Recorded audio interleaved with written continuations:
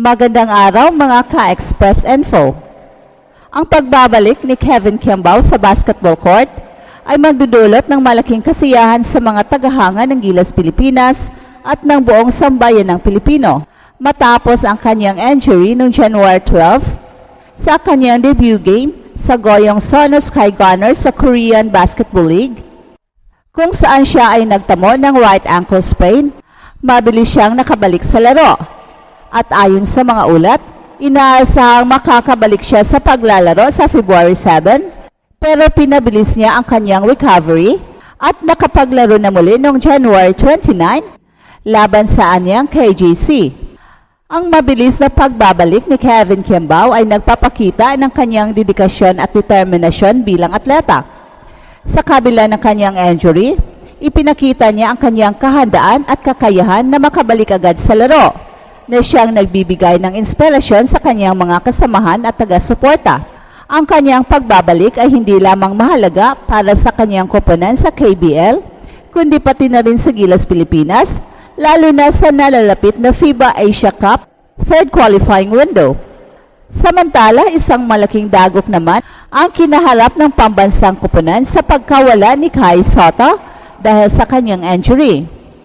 Noong January 5, nagtamo si Kai ng torn ACL sa kanyang kaliwang tuhod habang naglaro para sa Koshigaya Alpha sa Japan B-League.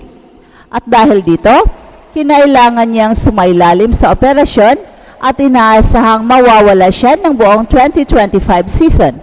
Ang pagkawala ni Kai ay isang malaking kawalan para sa Gilas, lalo na't siya ay isa sa mga pangunahing manlalaro ng koponan.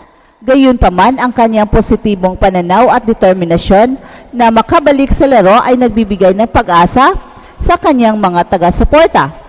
Sa kabila ng kanyang sitwasyon, nananatili siyang positibo at nagbibiro pa nga tungkol sa kanyang mabilis na pagbabalik. Sa kabila ng mga hamong ito, nananatiling matatag ang Gilas Pilipinas. At ang pagbabalik ni Kevin Kiambao ay nagbibigay ng bagong sigla at pag-asa sa koponan. Ang kanyang kahusayan sa court, particular na sa shooting at passing, ay tiyak na magiging malaking tulong sa mga darating na laban, lalo na sa nalalapit na mga laro laban sa New Zealand at Chinese Taipei. Ang dedikasyon at determinasyon na ipinakita ni Kevin Kiambao sa kanyang mabilis na pagbabalik mula sa injury ay isang inspirasyon hindi lamang sa kanyang mga kasamahan sa koponan, kundi pati na rin sa buong sambayan ng Pilipino. Ipinapakita nito na sa kabila ng mga pagsubok, ang pusong palaban ng isang Pinoy ay hindi matitinag. Sa kabilang banda naman, ang sitwasyon ni Kai ay isang paalala ng mga hamon na kinakaharap ng mga atleta. Ang kanyang injury ay isang malaking dagok, pero ang kanyang positibong pananaw at determinasyon na makabalik ay nagbibigay ng inspirasyon sa marami. Ang kanyang pagnanais na muling makapaglaro at magbigay ng karangalan sa bansa ay isang patunay ng kanyang pagmamahal sa laro at sa bayan. Well, sa kabuuan, ang mga pangyayaring ito ay nagpapakita ng dalawang mukha ng pagiging atleta: ang tagumpay at ang hamon. Ang pagbabalik ni Kevin Kiambao ay isang simbolo ng tagumpay at determinasyon, habang ang sitwasyon ni Kai ay isang paalala ng mga hamon na maaring harapin ng sinuman. Pero sa kabila ng lahat, ang pagmamahal sa laro at sa bayan ang nagbubuklod sa kanila at nagbibigay ng inspirasyon sa ating lahat. Ang mga pangyayaring ito ay nagbibigay ng aral na sa kabila ng mga pagsubok, ang determinasyon at positibong pananaw ay susi sa pagbangon. Ang Gilas Pilipinas, sa kabila ng mga hamon, ay patuloy na lumalaban at nagbibigay ng inspirasyon sa buong sambayan ng Pilipino. Ang kanilang kwento ay isang patunay na ang pusong palaban ng isang Pinoy ay hindi kailanman matitinag. Sa darating na mga laban, ang buong bansa ay nakasuporta sa Gilas Pilipinas.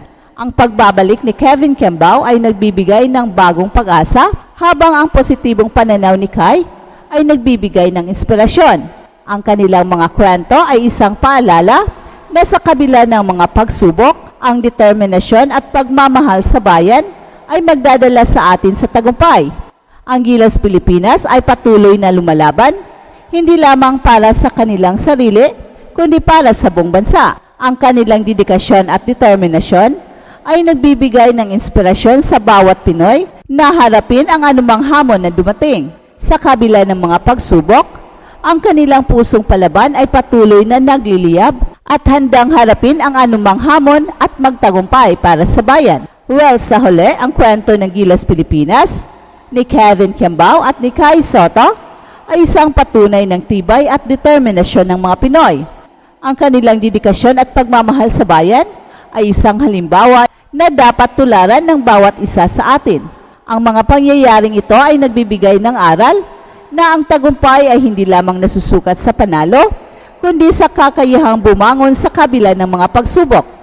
Ang Gilas Pilipinas, sa kabila ng mga hamon sa injuries at pagkawala ng ilang manlalaro, ay patuloy na nagpapakita ng katatagan at determinasyon sa kanilang paghahanda para sa FIBA Asia Cup 2025 qualifiers.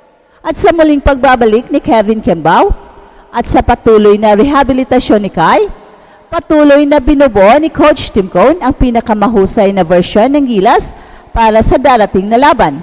Ang kupunan ay patuloy na nagsasanay sa Inspire Sports Academy sa Laguna bilang paghahanda sa kanilang susunod na mga laro laban sa New Zealand sa February 22 at ng Chinese Taipei sa February 25.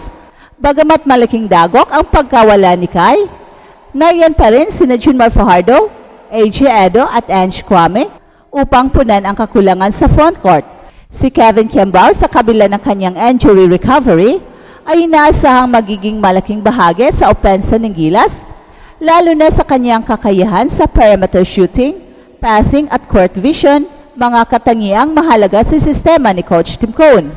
Ang pagkawala ni Kai ay hindi lamang nakaapekto sa Gilas, kundi pati na rin sa kanyang professional career sa Japan B-League. Bago pa siya nagka-injury, nagpakita si Kai ng solid performance para sa Koshigaya Alphas na may average na 12.1 points, 9.2 rebounds, 1.8 assists, and 1.3 blocks bawat laro. Ang kanyang ACL injury ay nangangailangan ng matagalang rehabilitasyon at maaring abutin ng hanggang 9 to 12 months bago siya makabalik sa laro. Hey, hey, hey! Attention mga kapatrol!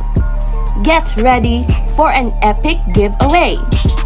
Once Express Info hits 150k subscribers, one lucky winner will win the incredible Oppo Reno 11F 5G smartphone. Here's how to join. Step 1. Subscribe to Express Info right now. Step 2. Like this video. Then step 3. Comment anything good and positive about our idol Kai Soto. Super easy. Just subscribe, like, and comment.